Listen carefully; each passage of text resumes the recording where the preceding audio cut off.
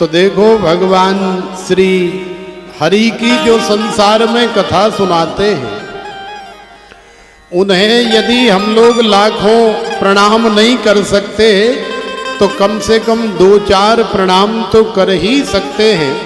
क्योंकि भगवान की कथा सुनाने वाले भूरिदाह जनाः, ये हम नहीं कह रहे हैं, ये भगवान से प्रेम करने वाली ब्रजांगनाएं, ब्रज स्त्री, ब्रज बधूटियां, ब्रज नारियों ने कहा है, गोपियों ने कहा है। तब कथामृतम तप्त जीवनम कविभिरीडितम कल्म सापहम श्रवण मंगलम श्रीमदाततम भुवि गृणन्ति ते भूरिदा जना। हे गोविंद, हे गोपाल, ऐसे जन, ऐसे जो वक्ता जो संसार में आपकी कथा श्रवण कराते हैं, आपकी कथा का आनंद रस सारे संसार में वितरित करते हैं, वास्तव में ऐसे लोग धन्यवाद के नहीं लाखों प्रणाम के पात्र हैं। ऐसे जीवों की, ऐसे कथा सुनाने वालों की भूरी भूरी प्रशंसा होनी चाहिए और होती है। न जाने कितने जन्मों तक उनकी प्रशंसा होती है, क्योंकि भगवान की कथा सुनाना और भगवान की कथा सुनना भी ये छोटी मोटी बात नहीं है, ये बहुत बड़ी बात है। तो ये जो श्रीमद् भागवत की कथा है, भगवान की कोई भी कथा हो, सबसे पहले हमारे भोले भंडारी कैलाशपति शंभो महादेव बाबा के हृदय में आती है। लेकिन संतों का स्वभाव होता है कि संत लोग जो भी कार्य करते हैं वो जन कल्याण के लिए, विश्व की मंगल कामना के लिए ही करते हैं। संतों का उसमें कोई अपना निजी स्वार्थ नहीं होता। तो देखो, कोई भी कथा हो, सबसे पहले हमारे कैलाशपति शंभो महादेव बाबा उसका रसास्वादन करते, आनंद लेते, अपने हृदय में समाधिस्थ होकर के डूबे रहते। और वही अमर कथा है जो हमें मृत्यु के भय से रहित कर देती है। लेकिन संत श्री नारद जी महाराज को कौन नहीं जानता है। जब भी संसार के जीवों का कल्याण करने की अभिलाषा भगवान की कृपा से श्री नारद जी के हृदय में जागृत हो जाती है, तो वो बाबा के हृदय से भगवान की कथा को निकालने का प्रयास करते हैं। चाहे माध्यम, चाहे बहाना, चाहे तरीका कोई भी अपनाना पड़े, कैसे भी निकालनी पड़े, भाई बहाना तो चाहिए ना। तो देखो, आज हमारे भोले बाबा कैलाशपति शंभो महादेव बाबा कैलाश मान सरोवर में समाधि लगा करके बैठे हैं, लीन हैं, आनंद ले रहे हैं। लेकिन श्री नारद जी का आगमन हो गया। श्री नारद जी जो है मैया पार्वती के पास गए कुटिया में, और नारद जी का स्वभाव तो आप जानते हैं। श्रीमन्नारायण नारायण नारायण, श्रीमन्नारायण नारायण नारायण, श्रीमन्नारायण नारायण नारायण, श्रीमन्नारायण नारायण नारायण, बद्री नारायण नारायण नारायण, भद्र नारायण नारायण नारायण, लक्ष्मी नारायण नारायण नारायण, लक्ष्मी नारायण नारायण नारायण, भजमन नारायण नारायण नारायण,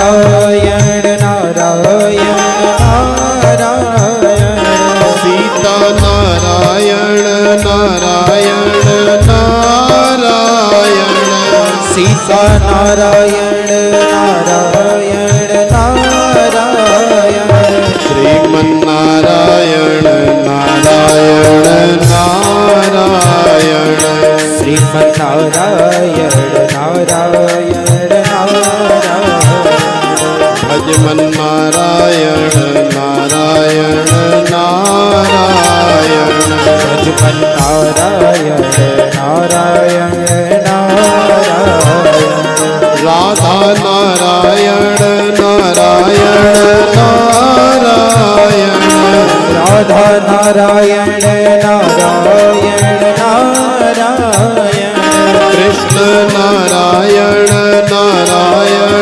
नारायण कृष्ण नारायण नारायण नारायण लक्ष्मी नारायण नारायण नारायण लक्ष्मी नारायण नारायण नारायण श्रीमन्नारायण नारायण नारायण श्रीमन्नारायण नारायण नारायण भजमन्नारायण नारायण नारायण नारायण नारायण नारायण श्रीमन्नारायण नारायण नारायण श्रीमन्नारायण नारायण नारायण भजमन्नारायण नारायण नारायण भजमन्नारायण नारायण नारायण।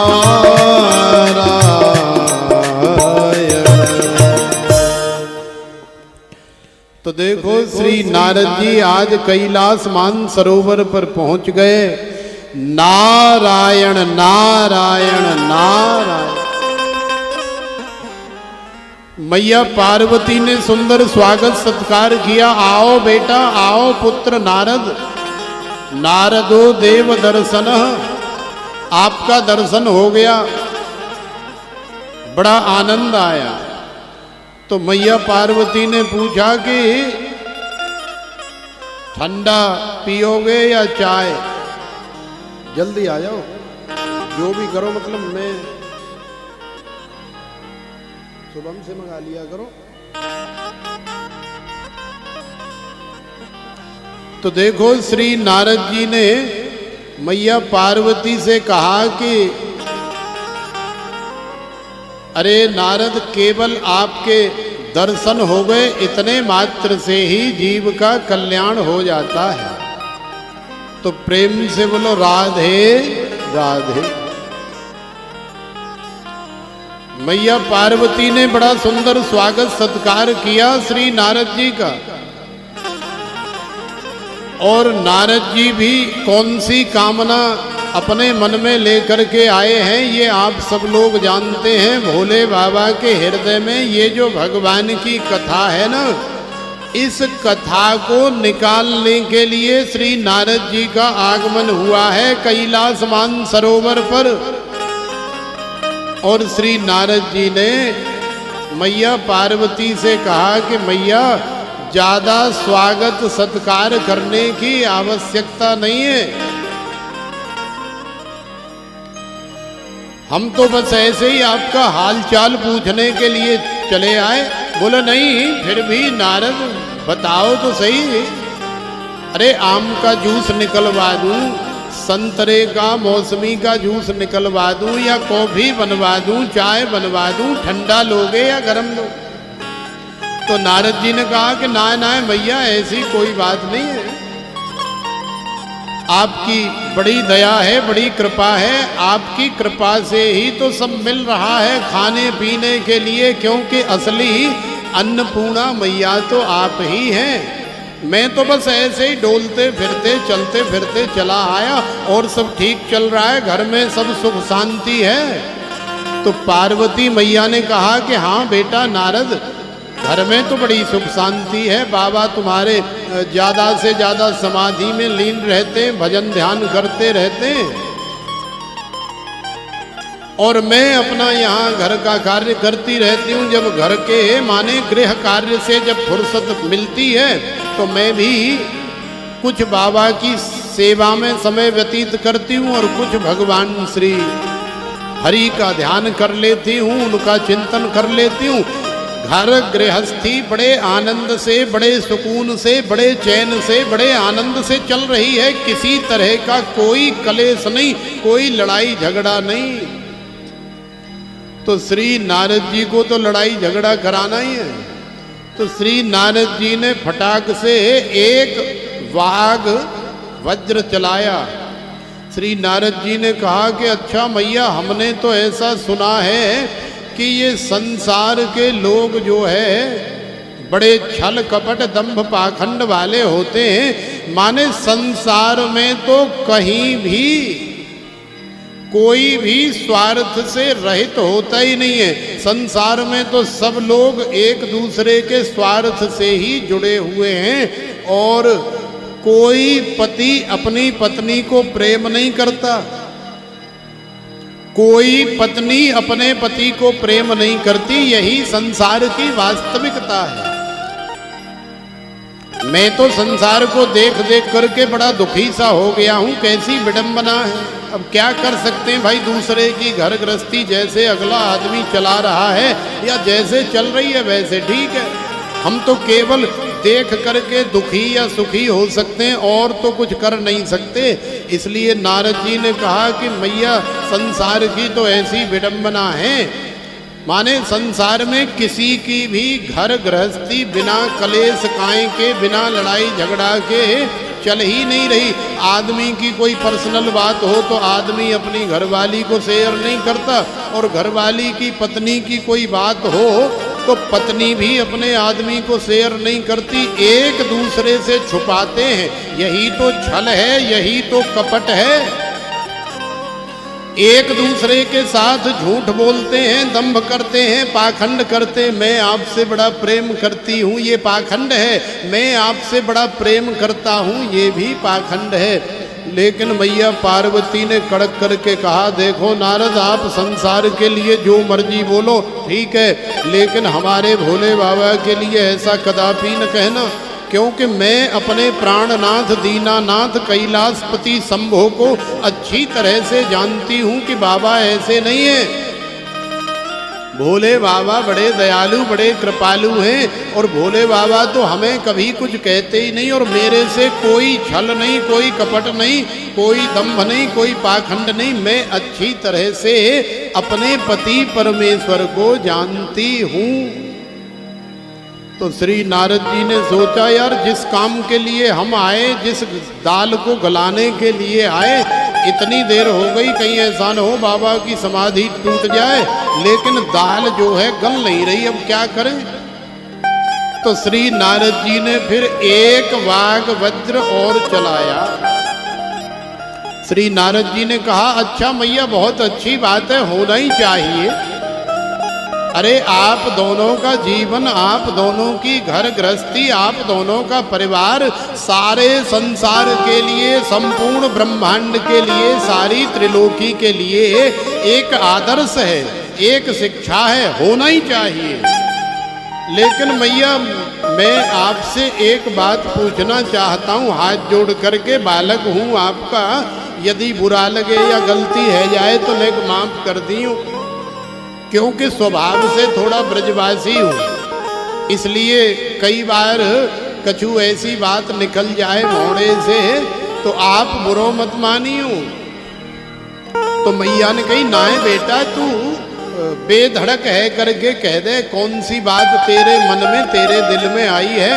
तो श्री नारद जी ने कहा, अच्छा मैया, फिर तो आपको ये भी पता होगा कि आपके कैलाशपति शंभो महादेव बाबा भोलेनाथ, ऑर्डर दानी दीनानाथ, अपने गले में जो नर मुंडों की माला डाल करके रखते हैं वो किसकी है। अब जैसे ही कहा तो मैया पार्वती की खोपड़ी एकदम से सटक गई। हे भगवान, मुझे इस बात का तो कोई आइडिया है ही नहीं, माने इस बात की तो कोई जानकारी, कोई अनुमान मुझे है ही नहीं। मैंने कभी पूछा नहीं, बाबा ने मुझे कभी बताया नहीं। लेकिन नारद सत्य कह रहा है कि बाबा गले में नर मुंडों की माला तो डाल करके रखते, इसमें कोई शंका नहीं है। ये तो मैं भी प्रत्यक्ष रूप से देखती हूं। अब तो मैया पार्वती की बोलती बंद है गई, कोई जवाब देते नहीं बन रहा है। अब मैया पार्वती क्या जवाब दे नारद को? तो मैया पार्वती ने नजरें नीची करी, क्योंकि अभी तो बड़ी बड़ी डींग हाँक रही थी।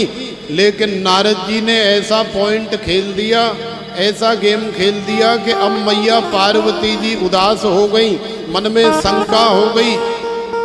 और अज्ञश्चा श्रद्ध धानश्च संशयात्मा विनश्यति, मन में यदि कोई संशय हो जाए, कोई शंका हो जाए, तो उसका समाधान कर लेना चाहिए। अच्छा मैया, तो नारद जी ने कहा अच्छा मैया अब हम तो चल रहे हैं, क्योंकि जो आग नारद जी को लगानी थी वो तो लगा दी। अच्छा मैया, तो अब हम चल रहे हैं, अब आप ही देख लीं। अब टोंट मार करके चले गए, मन में शंका संशय उत्पन्न करके नारद जी तो चले गए नारायण नारायण करते हुए। लेकिन मैया पार्वती जी रुष्ट हो गई। अब नेक देर बाद जब बाबा समाधि से वापस लौट करके, समाधि को त्यज करके भोलेनाथ जब अपनी कुटिया में आए, तो देखा तो आज कोई पानी देने वाला नहीं, कोई आज हालचाल पूछने वाला नहीं। अरे पार्वती, अरे उमा, अरे भगवान कहाँ चली गई? तो कोई आवाज ही नहीं आ रही। बाबा ने सोचा यार ऐसे तो हमारी पार्वती उमा सती कहीं जाती नहीं, लेकिन आज जीवन में पहली बार देख रहे हैं कि घर में नहीं है, घर से कहाँ गायब हो गई, कहाँ चली गई। बाबा के मन में भी अनेकों प्रकार की चिंता होने लगी। लेकिन जब भोले बाबा ने घर में आगे बढ़ करके देखा, तो अपना जो मुख्य कक्ष है विश्राम करने का, उसमें भी भगवती उमा दिखाई नहीं दे रही, उसमें भी पार्वती दिखाई नहीं दे रही। तो फिर बाबा ने सोचा कि एक कमरा और है हमारे घर में, उसमें कोई रहता नहीं है। देखो आपको साफ साफ बताएं, पहले जितने घर मकान बनते थे ना, पहले की ऐसी व्यवस्था होती थी कि हर घर में एक कमरा अलग से एक्स्ट्रा बनवाया जाता था, जिसमें बेड वगैरह तो लगा होता था, कूलर पंखा एसी सब लगे होते थे, लेकिन उसमें कोई रहता नहीं था। वो कमरा काय के लिए बनाया जाता था? वो कमरा इसलिए बनाया जाता था कि घर में जो घर की बहू रहती है, जो घर की नारी रहती है, यदि वो अपने पति से किसी बात को लेकर के नाराज हो जाए, तो वो ये दर्शाने के लिए, ये दिखाने के लिए कि मैं आपसे नाराज हूँ, मैं आपसे रूठ गई हूँ, तो वो उस कमरे में जा करके और उल्टी नीचे मुंह करके लेट जाती थी। और फिर पति देवता जाते थे, पास में बैठ करके हाथ वाथ फेर करके सिर में बड़ी सांत्वना के साथ, बड़ी जिम्मेदारी के साथ, बड़े प्रेम के साथ, बड़ी मनुहार के साथ में, और अपनी भार्या अपनी पत्नी को मनाने का प्रयास करते थे और थोड़ी देर में मना लेते थे। तो ये व्यवस्था पहले होती थी।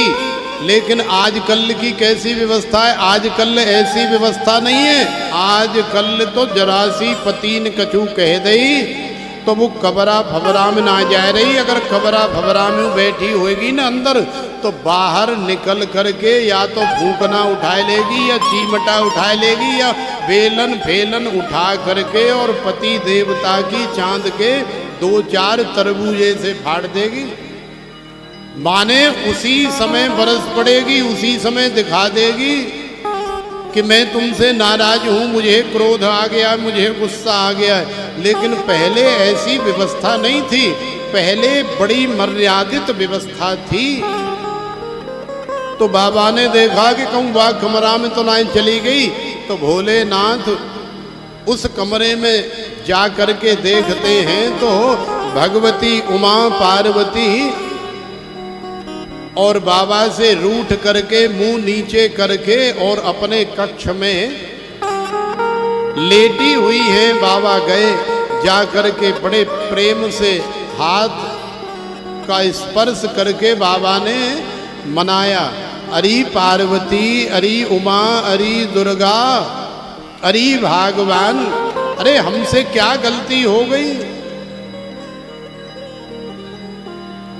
अरे हमसे कोई गलती हो गई हो तो हमें माफ कर दो भाई, हम आपसे क्षमा याचना कर रहे हैं, लेकिन हमें बताओ तो सही हमसे क्या गलती हो गई। अरे रहने दो। अब जैसे ही ऐसे हाथ रखा मैया पार्वती के ऊपर तो अपने हाथ से और बाबा का हाथ ऐसे झटक दिया।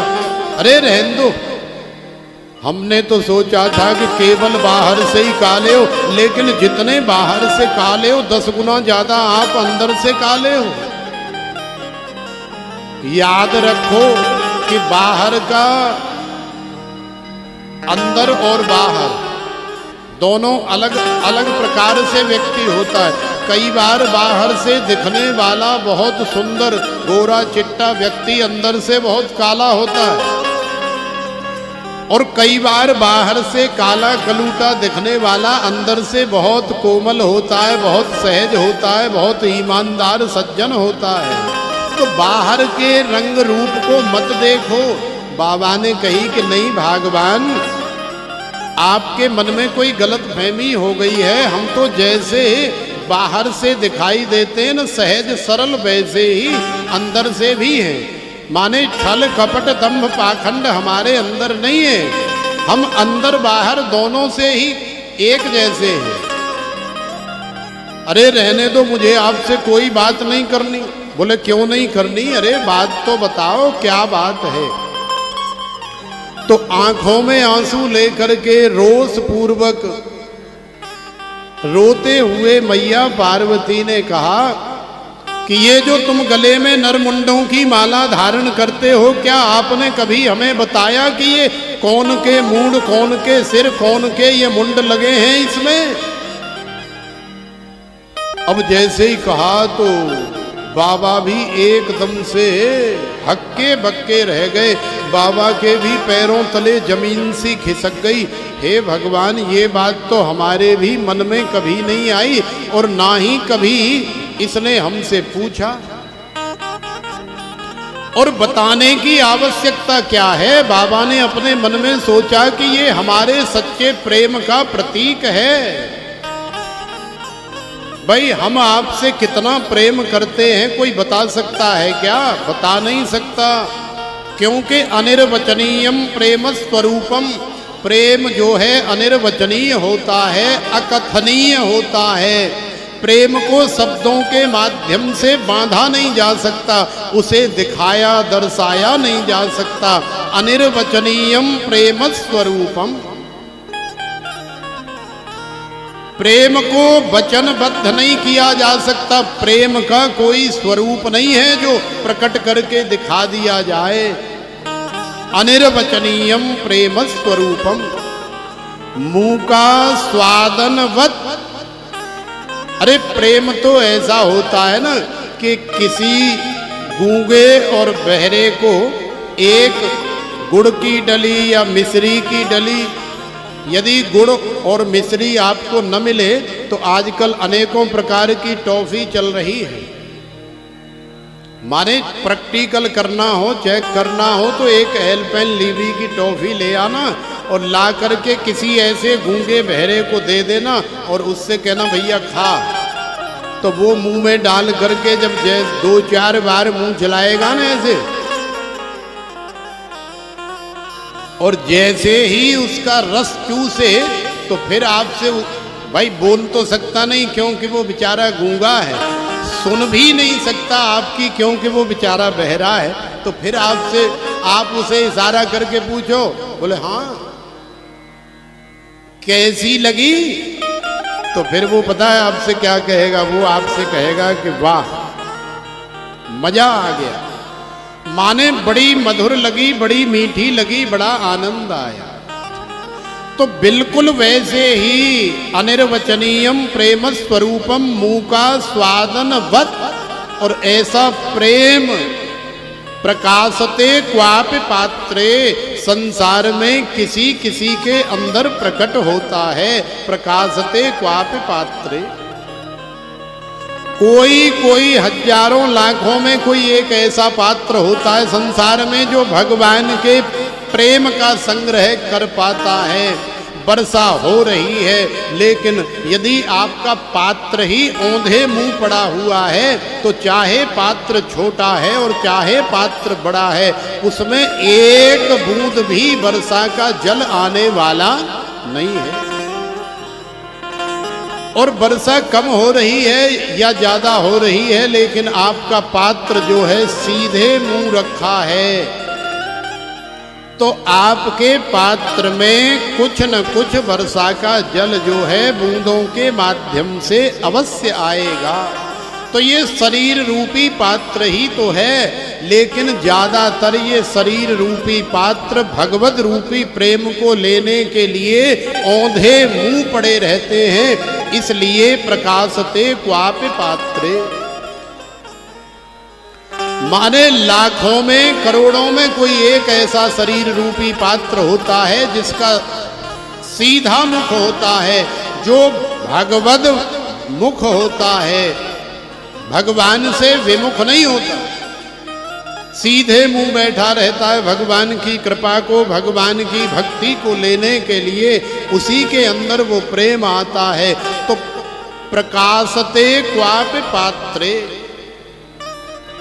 और कैसा है प्रेम, तो बोले गुण रहितम कामना रहितम, गुण रहितम कामना रहितम और अविच्छिन्नम सूक्ष्मतरम अनुभव रूपम। हमेशा प्रेम जो है गुणों से रहित होता है। प्रेम में किसी प्रकार का कोई गुण दुर्गुण अवगुण इत्यादि नहीं होता। गुण रहितम कामना रहितम प्रतिक्षण वर्धमानम अविच्छिन्नम सूक्ष्मतरम अनुभव रूपम, माने गुण रहित होता है, कामना रहित होता है, एक दूसरे से किसी प्रकार की कोई कामना नहीं है। गुण रहितम कामना रहितम प्रतिक्षण वर्धमानम। हम लोग कहते हैं ना कि मैं आपसे बहुत प्रेम करता हूं। अब 4 दिन तो हम साथ रहे, लेकिन 5वें दिन लड़ाई बाज गई, अब एक दूसरे के पक्के दुश्मन बन गए।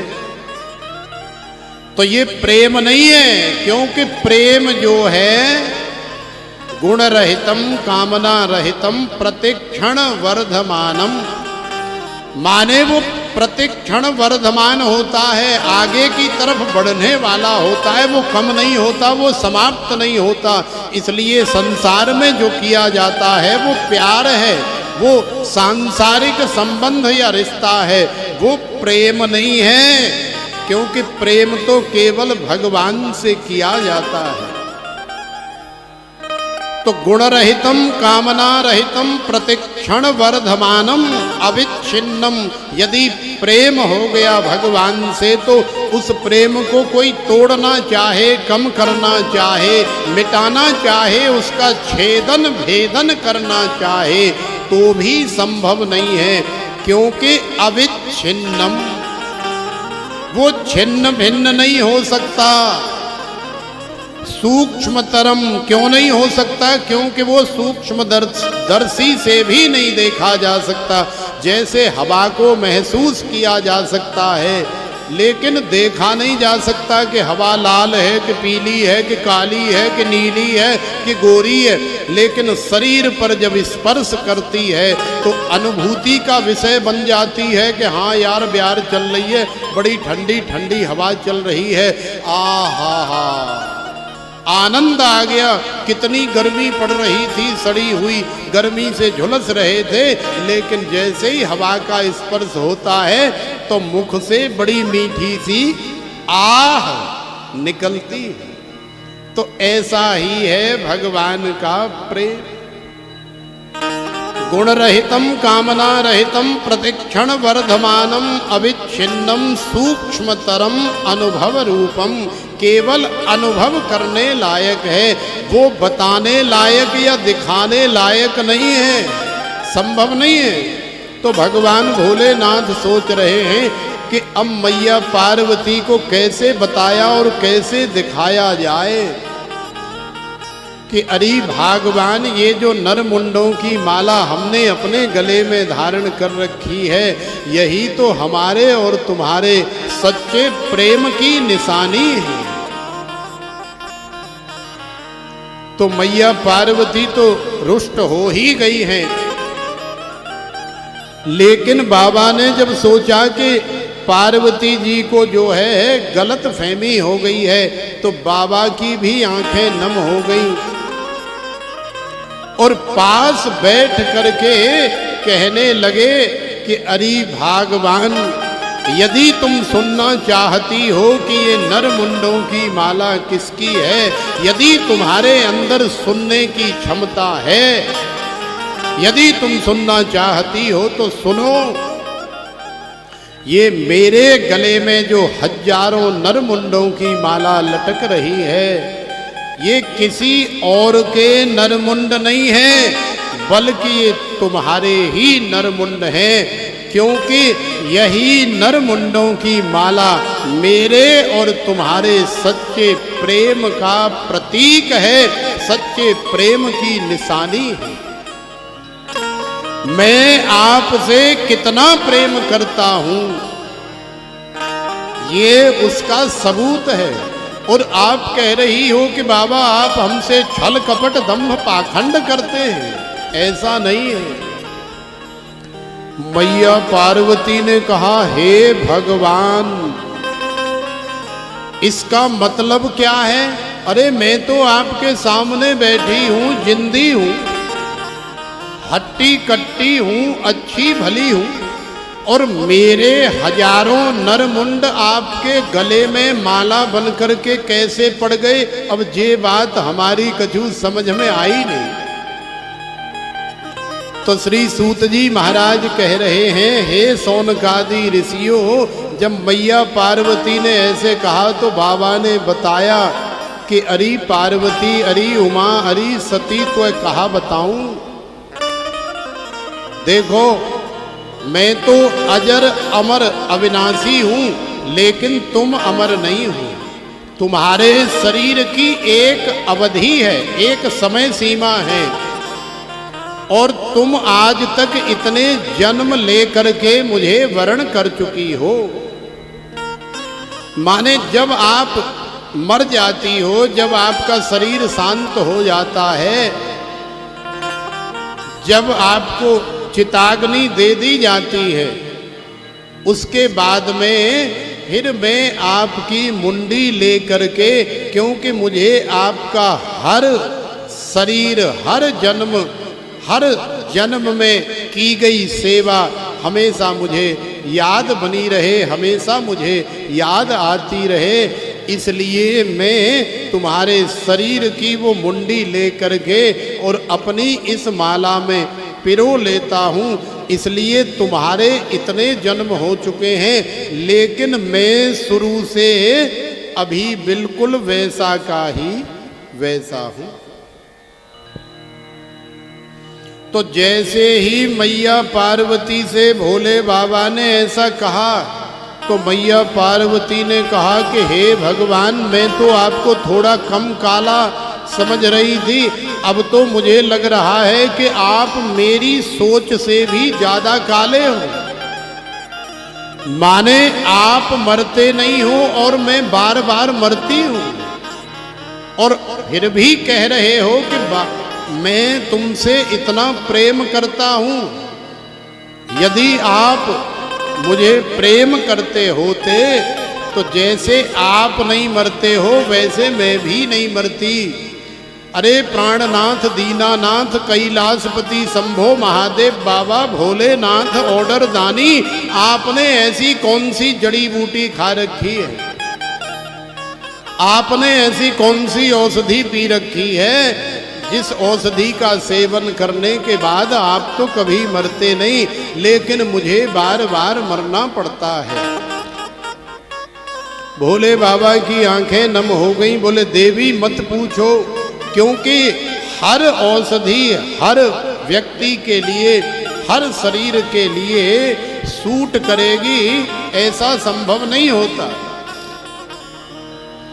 लेकिन फिर भी मैया पार्वती जानना चाहती हैं कि आखिरकार कौन सी औषधि बाबा ने पी रखी है, बताओ तो सही, मुझे भी वो औषधि पीनी है। तो बाबा ने कहा कि मैंने अमर कथा का पान किया है। तो मैया पार्वती ने पूछा कि अमर कथा कौन सी है? तो बाबा ने बताई कि भगवान गोविंद की जो श्रीमद् भागवत कथा है वही वास्तव में अमर कथा है। माने उस कथा को जो श्रवण कर लेता है वो मृत्यु के भय से रहित हो जाता है, और जो मृत्यु के भय से रहित हो गया वही तो वास्तव में अमर है। वो फिर कभी मरता नहीं, मरता तो ये शरीर है। तो मैया पार्वती ने हाथ जोड़ करके निवेदन किया, बोले बाबा आपने जो अमर कथा का पान किया है, आपने जो औषधि रसायन जो दवाई पी रखी है, अरे बाबा हाथ जोड़ करके प्रार्थना कर रही हूँ, वो रसायन, वो औषधि, वो दवाई आप मुझे क्यों नहीं पिला देते? बाबा ने कहा इतना आसान नहीं है, बड़े नियम संयम के साथ उस औषधि का, उस रसायन का सेवन करना पड़ता है, और माता बहनों के लिए इतना आसान नहीं है, इतना सरल नहीं है। लेकिन फिर भी मैया पार्वती ने जिद करी, और जब आप जानते ही हैं कि जब आपकी भार्या जिद करने लग जाए तो फिर आपको मानना ही पड़ता है। तो मैया पार्वती ने बाबा से जिद करी, तो बाबा ने अच्छा सा मुहूर्त देख करके दिन बता दिया, समय निश्चित कर दिया कि ठीक है, अमुक दिन इतने बजे से इतने बजे तक हम उस औषधि का आपको सेवन कराएंगे। माने आपको श्रीमद् भागवत कथा श्रवण कराएंगे, आप ध्यान दे करके सावधानी पूर्वक श्रवण करना। मैया पार्वती प्रसन्न हो गई कि चलो, नारद के आने की वजह से कम इतना तो फायदा हुआ कि अब आगे मैं कभी मरूंगी नहीं। अब जैसे बाबा हमेशा शाश्वत बने रहते हैं, अजर अमर हैं, अब मैं भी अपने भोलेनाथ से उस अमर कथा का पान कर लूंगी तो मैं भी अजर अमर हो जाऊंगी, मैं भी कभी नहीं मरूंगी। तो मैया पार्वती बड़ी प्रसन्न है। तो देखो वो औषधि, वो रसायन कोई और नहीं है, हमारे भोले बाबा बड़े दयालु हैं, बड़े कृपालु हैं, बड़े दीनानाथ हैं। और तुम्हारे जीवन में भी कभी भी दुख आए, जैसे मैया पार्वती दुखी हुई शंका को लेकर के, तो बाबा दयालु हैं, बाबा ने कृपा कर दी। तो हमारे भोले बाबा भी आपके ऊपर भी भोलेनाथ की कृपा होगी, क्योंकि वास्तव में भोलेनाथ ही हमारे दुखों के दिनों में, हमारे जीवन में हमारे काम आते हैं। तो आइए भोले बाबा का जो दयालु स्वरूप है, जो कृपालु स्वरूप है, उसे हम तीसरे स्वर में देखने का प्रयास करें। भोले बाबा कितने दयालु हैं, कितने कृपालु हैं, मैया पार्वती के ऊपर कृपा कर रहे हैं। तो बाबा हमारे ऊपर भी कृपा करेंगे, लेकिन बाबा का स्मरण करना अति आवश्यक है। हो जब कोई नहीं आता,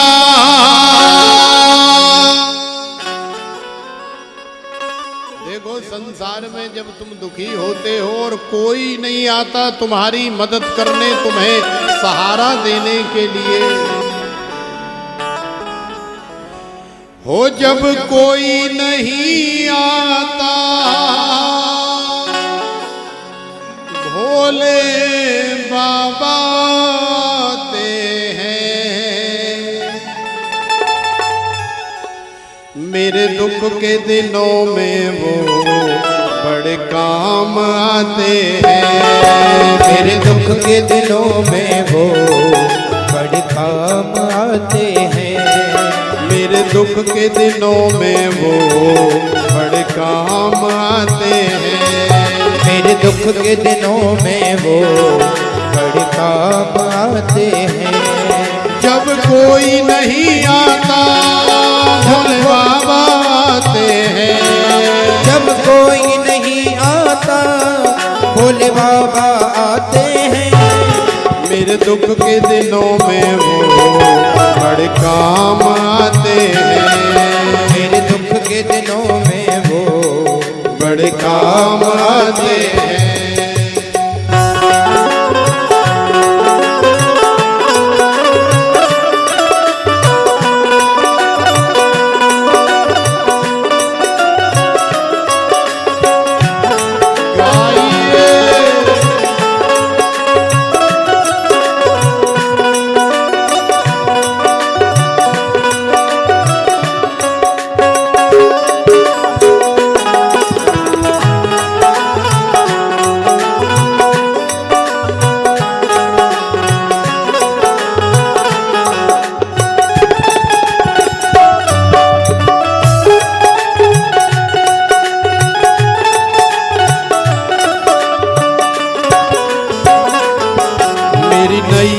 चलती है पतवार नहीं दिखती। मेरी नैया चलती है पतवार नहीं दिखती। मेरी नैया चलती है पतवार नहीं होती। मेरी नैया चलती है पतवार नहीं होती। मुझे और किसी की अब दरकार नहीं होती। मुझे और किसी की अब दरकार नहीं होती। मुझे और किसी की अब दरकार नहीं होती। मुझे और किसी की अब दरकार नहीं होती। मैं डरता नहीं रास्ते सुनसान आते हैं। मैं डरता नहीं रास्ते सुनसान आते हैं। मेरे दुख के दिनों में वो बड़े काम आते हैं। मेरे दुख के दिनों में वो बड़े काम आते हैं।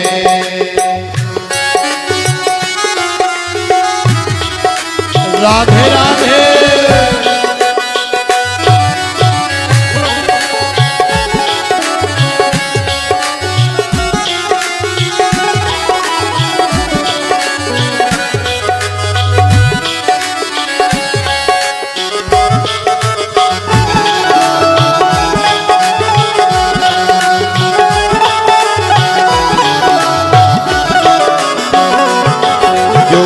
को याद करे दुख हल्का हो जाए।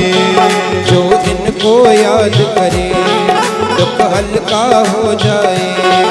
जो इनको याद करे दुख हल्का हो जाए। जो इनको याद करे दुख हल्का हो जाए। जो प्रेम करे इनसे दुख हल्का हो जाए। जो प्रेम करे इनसे दुख हल्का हो जाए। जो प्रेम करे इनसे मन हल्का हो जाए। जो प्रेम करे इनसे मन हल्का हो जाए। ये बिन बोले ही दुख को पहचान जाते हैं। ये बिन बोले ही दुख को पहचान जाते हैं। मेरे दुख के दिनों में वो बड़े काम आते हैं। मेरे दुख के दिनों में वो बड़े काम आते हैं। मेरे दुख के दिनों में वो बड़े काम आते हैं। मेरे दुख के दिनों में वो बड़े काम आते हैं।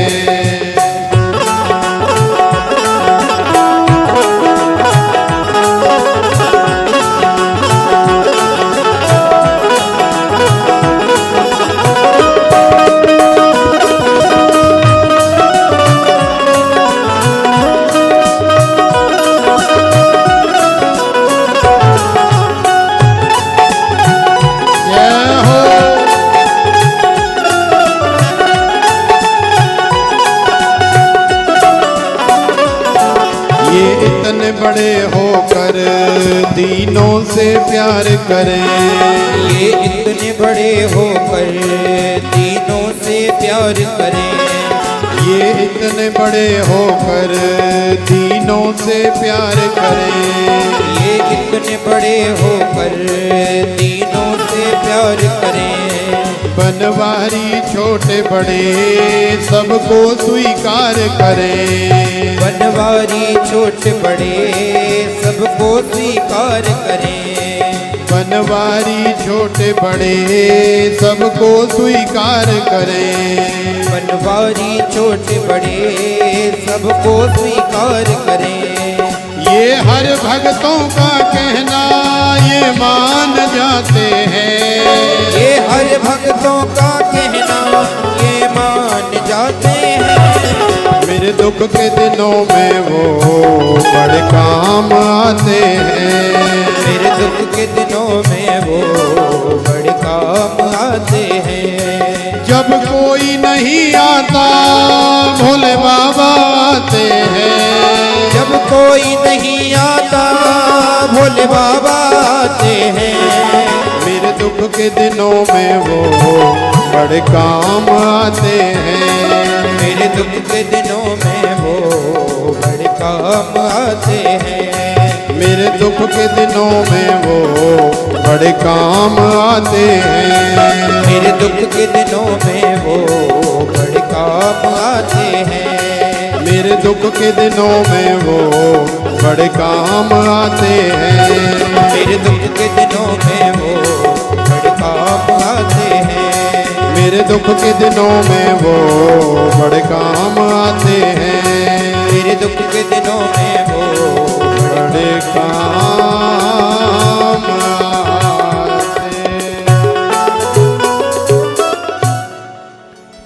ओ मेरे दुख के दिनों में वो बड़े काम आते हैं।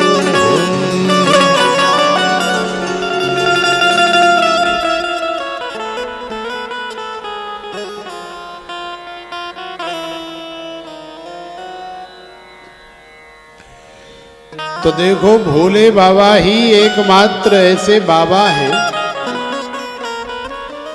जो आपके दुख के दिनों में वास्तव में आपका साथ देने वाले हैं। आपके दुखों के दिन में आपके सारे दुखों का हरण करने वाले हैं। संसार में जब कोई भी काम नहीं आता, संसार के सहारे सब बंद हो जाते हैं, तब हमारे भोले बाबा को याद करिए, फिर हमारे भोले बाबा ही याद आते हैं। और जब भोले बाबा याद आते हैं तो फिर वही हमारे दुख के दिनों में काम भी आते हैं।